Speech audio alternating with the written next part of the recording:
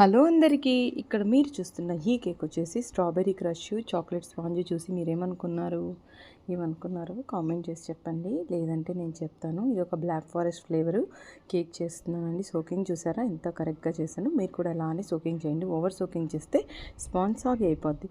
ఎందుకు నేను strawberry crush చేస్తున్నాను అంటే నా దగ్గర చెర్రీ క్రష్ లేదు. సో బ్లాక్ ఫారెస్ట్ ఫ్లేవర్ అంటే లోపల చెర్రీ క్రష్ వేయచ్చు, లేదా మనకు చెర్రీస్ దొరుకుతాయి కదా, అవైనా వేయచ్చు. అండ్ మళ్ళీ మనం చాకో చిప్స్ కూడా వేయాలన్నమాట. నా దగ్గర చెర్రీ క్రష్ లేదండి, ముందు కూడా చెప్పాను, ఇప్పుడు కూడా చెప్తున్నాను. నా దగ్గర చెర్రీ క్రష్ లేదు కాబట్టి సో నేను స్ట్రాబెర్రీ క్రష్ యూస్ చేస్తాను.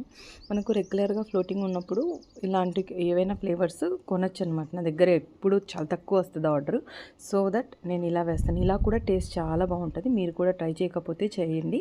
ఇలా నేను ప్యాలెట్ నైఫ్ తీసుకొని ఇలాగా ఇంప్రెషన్స్ పెట్టి దాని మీద క్రష్ స్ప్రెడ్ చేస్తాను. ఎందుకంటే క్రీమ్ కూడా క్రష్ టేస్ట్ రావాలి కాబట్టి.